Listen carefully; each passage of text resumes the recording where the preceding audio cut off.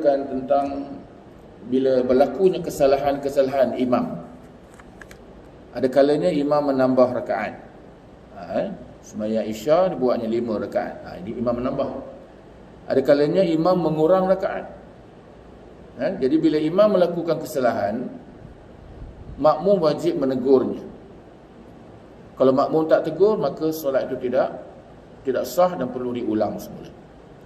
Kerana melakukan lebih daripada rakaat yang sepatutnya, dia merupakan perkara yang tidak mengikut syariat. Jadi kita sebagai makmum sentiasa kena peka. Imam ni dah rakaat berapa ni? Baru 2, 3, 4. Jangan sebaliknya, jangan peka. Peka ni mana ikut je. Kita kena peka. Jadi nak menegur imam, ada cara dia lah. Baik, kita tengok lagi. Jadi kalau makmum tu masbuk ni mana dia datang lewat. Dia datang rakaat kedua. Masa dia datang rakaat kedua, tiba-tiba imam menambah rakaat. Jadi makmum yang masbuk tadi, bagi dia cukup lah. Imam buat 5. Makmum yang masbuk ni, dia masuk rakaat kedua. Rakaat kedua tu bagi rakaat pertama bagi dia lah. Tapi bila dia sembahyang ikut imam ni, cukup pula 4. Bagi makmum yang tak tahu, sembahyang dia sah. Sebab dia tak tahu dengan imam ni sembahyang yang betul kan, dia sah.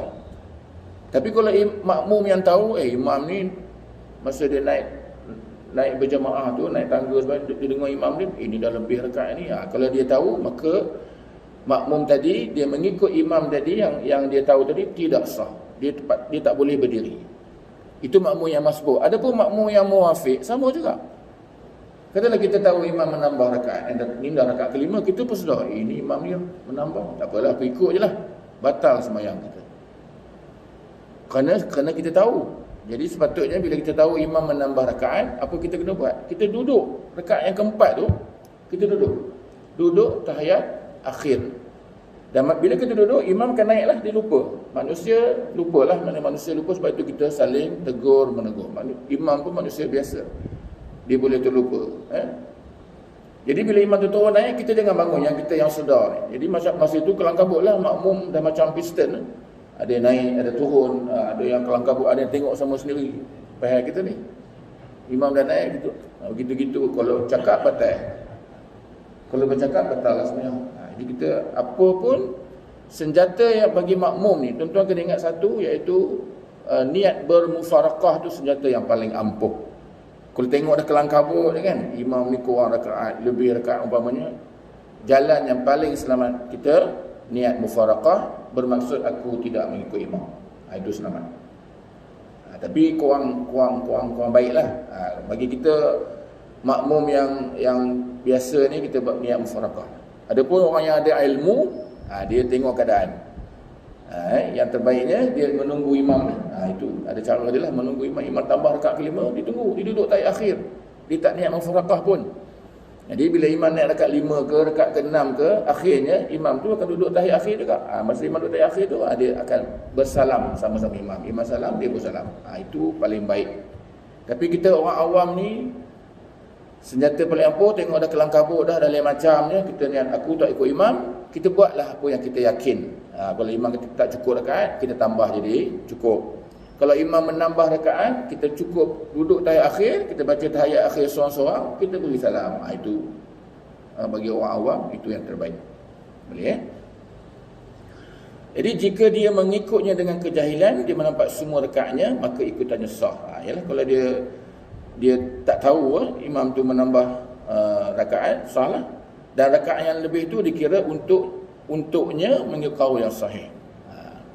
Kalau dia tahu, itu yang batal sembahyang. Dia tahu dah imam ni tambah rakaat, ikutlah, batal. Sama juga bila kita pergi di tempat-tempat macam R&R kan, ataupun masjid, kita bermusafir.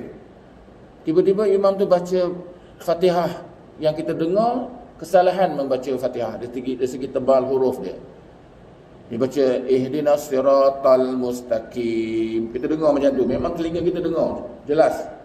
Ataupun kita tak yakin lagi, dia tunggu pula rakaat kedua, dengar sekali lagi. Betul, ihdinas siratal mustaqim, imam tu baca salah. Dan kita pula duduk belakang jauh. Kalau kita duduk belakang imam, kita kena tegur dia.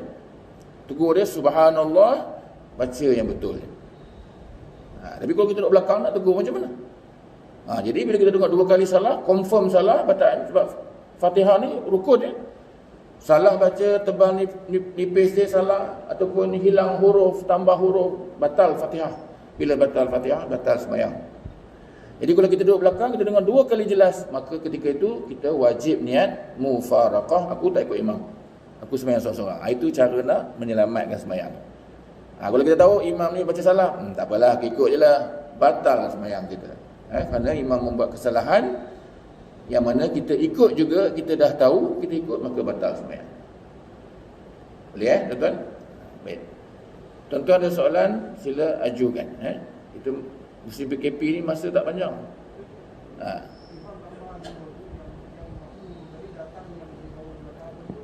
Okey, maknanya dia kira cukup lah dia. Dia tak tahu. Kata dia tak tahu kan, dia sembahyang. Contohnya sembahyang Zuhur lah. Zuhur tak kuat suara kan. Dia masuk rakaat kedua kan. Imam menambah 5 rakaat. Jadi bagi yang makmum yang lambat tadi, yang masuk dia mulakan 2, bila dia ikut imam sampai habis, cukup 4. Maka sah sembahyang dia. Yang tak tahu, makmum yang tidak tahu. Tapi makmum yang tahu, mungkinlah dia kalau sembahyang Isya kan, dia dengar imam bacaan dia apa semua pergerakan, dia masuk lewat, dia naik rakaat kedua, dia tahu imam ni pelik pula menambah rakaat, dia tahu kan, dia tak boleh ikut, dia kena duduk tahiyat akhir tadi. Dia tak cukup duduk tahiyat akhir, duduk sebab dia tahu imam menambah rakaat. Bila menambah rakaat, imam telah melakukan perkara yang tidak ada dalam solat, perkara yang boleh membatalkan sembahyang. Di antara perkara yang membatalkan sembahyang, bila menambah rakaat dengan sengaja, bukan dengan tak sengaja pun kita kena tegur, ataupun mengurang rakaat dengan tidak sengaja pun membatalkan sembahyang. Lepas tu kita kena tegur menegur. Meninggal sebahagian daripada ayat surah Al-Fatihah kan, dulu pernah berlaku. Di mana bulan Ramadan dulu, di masjid mana, di Subang kan, imam tu tinggal satu ayat, dia lompat. Jadi kalau ikut hukum dia, sembahyang tu tidak sah bagi orang yang sedar lah. Yang tak sedar, dan ada yang sedar kemudian pula, dia kena menegur, ataupun dia mesti berniat mufaraqah, yang sedar lah, yang duduk belakang. Kalau tidak, kena ulang semula sembahyang. Gitu ya. Ditunggu. Dia pun 3. Ditunggulah, maknanya makmum yang sedar imam menambah tu, dia duduk tahiyat akhir juga, makmum tu dah cukup 4 lah. Jadi masa dia duduk tu, dia akan sebut subhanallah. Ramai-ramai yang bertapa, yang sedar tu, ada 3-4 orang yang sedar. Yang tak sedar bangun juga. Yang tak sedar ataupun yang sembang sama sendiri, macam mana kita kan, bercakap dah, itu dah batal lah. Jadi yang sedar ni, kita sebut subhanallah dengan harapan imam terdengar, dia akan terasa ada yang duduk kan, dia perasan ada duduk, ada yang berdiri kan. Jadi bila imam tegur, maka kalau dia yakin kesalahan tu dia buat, dia akan duduk balik. Dan duduk ketika dia dah berdiri tidak membatalkan sembahyang tuan-tuan. Sebab dia berdiri pada rakaat yang salah, rakaat yang terlebih. Ini dia turun. Ataupun dia tak pedulikan teguran makmum tu. Dia kata, aku betul, makmum salah. Jadi tak apalah, kita duduk tahiyat akhir. Dan kita ada 2 pilihan tadi, sama ada kita niat mufaraqah ataupun kita tunggu imam. Yang terbaik tunggulah. Kalau kita faham, kita tunggu.